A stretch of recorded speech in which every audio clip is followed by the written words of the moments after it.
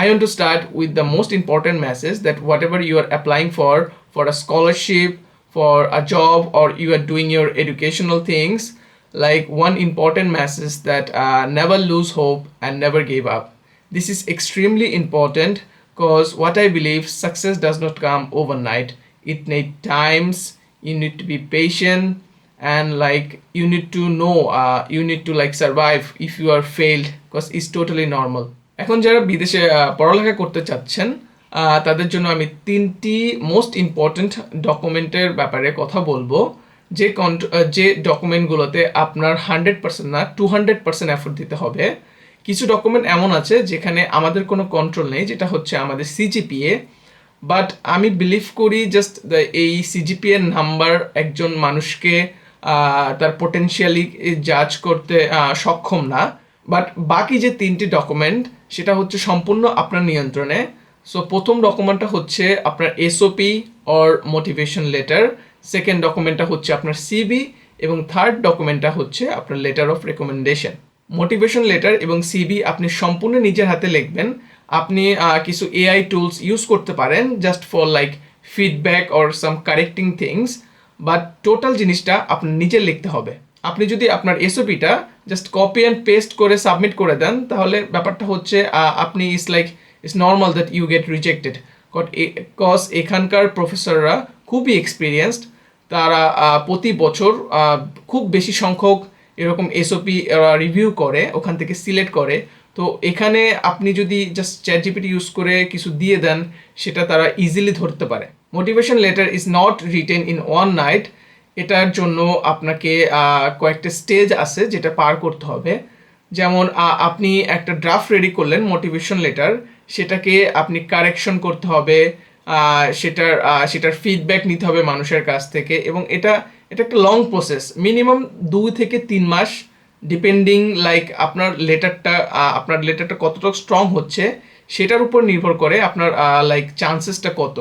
কারণ এই লেটারটা খুবই ইম্পর্ট্যান্ট। এটা থেকে আপনি আপনার প্রফেসর বা আপনার যে মাস্টার্স প্রোগ্রাম, বা আপনি যে কোনো একটা সাবজেক্টে পড়তে চাচ্ছেন আপনার মাস্টার্সে, হ্যাঁ, ইভেন আপনার পিএইচডি, সেখানে আপনি আপনার ইউনিভার্সিটি অর প্রফেসরকে আপনি কনডেন্স করছেন যে আপনি কি কি জানেন, ঠিক আছে, এবং আপনাকে উনি বা ওই প্রতিষ্ঠানটি কিভাবে হেল্প করবে।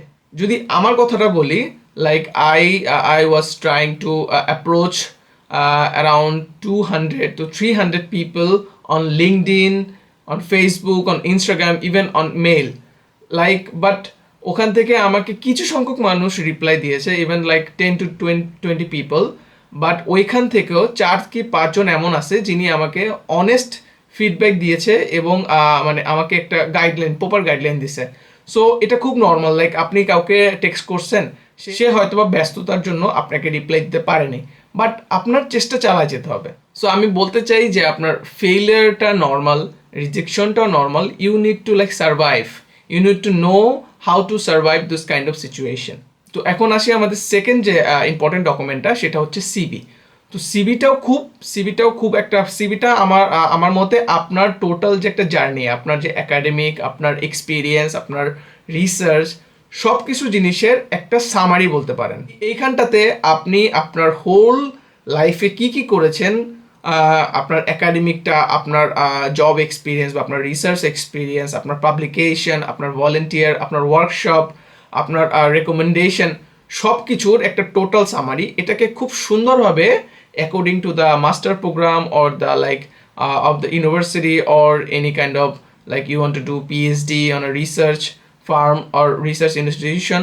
সো ওইটার মোতাবেক আপনাকে এটাকে খুবই সুইটেবলভাবে সাজাতে হবে। আপনার সিভিটা যে দেখছে, সে খুব সহজে আপনার বিষয়ে এবং আপনার অভিজ্ঞতার বিষয়ে একটা ধারণা পেতে পারে। সো থার্ড যে ডকুমেন্টটি আছে সেটা হচ্ছে লেটার অফ রেকমেন্ডেশন।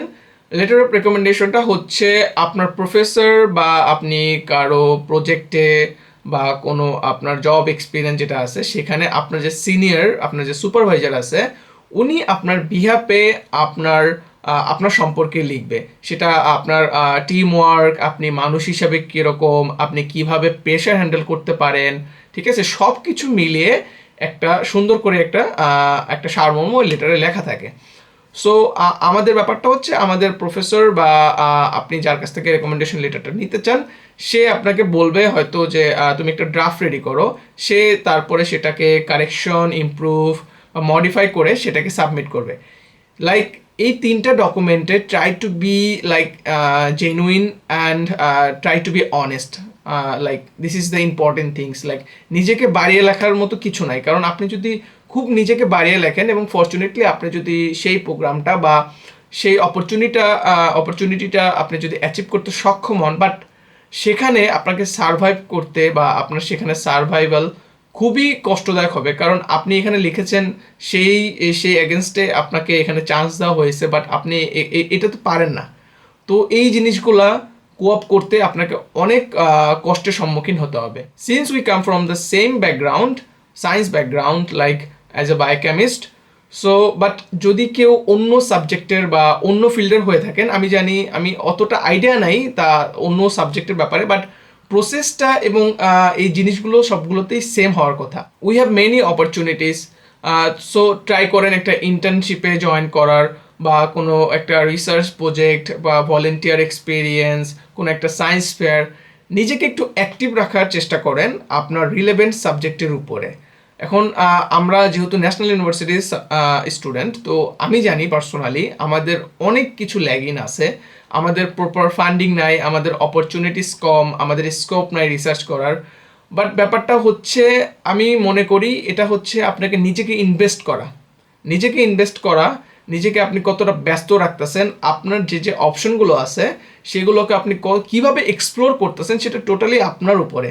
এখন আমাকে কেউ কিছু দেয়নি পার্সোনালি, আমি নিজে অ্যাপ্রোচ করে আমি একটু আমার আশেপাশে কি চলতেছে, আমার কি কি অপরচুনিটিস আছে, সেটা আমাকে ফিউচারে কীভাবে হেল্প করবে, সেই সব কিছু মিলিয়ে আমি জিনিসগুলো কন্টিনিউ করেছিলাম। তো আপনারা যেটা করবেন, আপনারাও আপনাদের মতো আপনাদের কি হচ্ছে, কিভাবে আপনি নিজেকে বিজি রাখতে পারবেন, লাইক রিলেভেন্ট ইন সায়েন্স ব্যাকগ্রাউন্ডে বিজি রাখবেন, কিভাবে আপনি কোঅপ করবেন সাথে, এবং আপনার পুরো আপনার জার্নিটাকে একটা রোড ম্যাপ করা দরকার যে আপনি এটা করবেন, এরপরে আপনি অ্যাপ্লাই করবেন এখানে। সো এই যে ব্যাপারগুলো, এগুলো টোটালি আপনার মাথার মধ্যে রাখতে হবে যে আপনি কিভাবে এই জিনিসটাকে করবেন। এখন কেউ আপনাকে কোনো অপরচুনিটিস দিচ্ছে না, তার জন্য আপনি বসে আছেন, লসটা কিন্তু আপনার। তো আপনাকে সবসময় আপনার কি কি অপশন আছে সেগুলো এক্সপ্লোর করতে হবে। And at the end I want to advice, stay focus, be creative, and be patient. And finally, if you have any specific question, you know where to find me. I am more than happy to help you. So take care and all the very best for your future, for what you're trying to do. So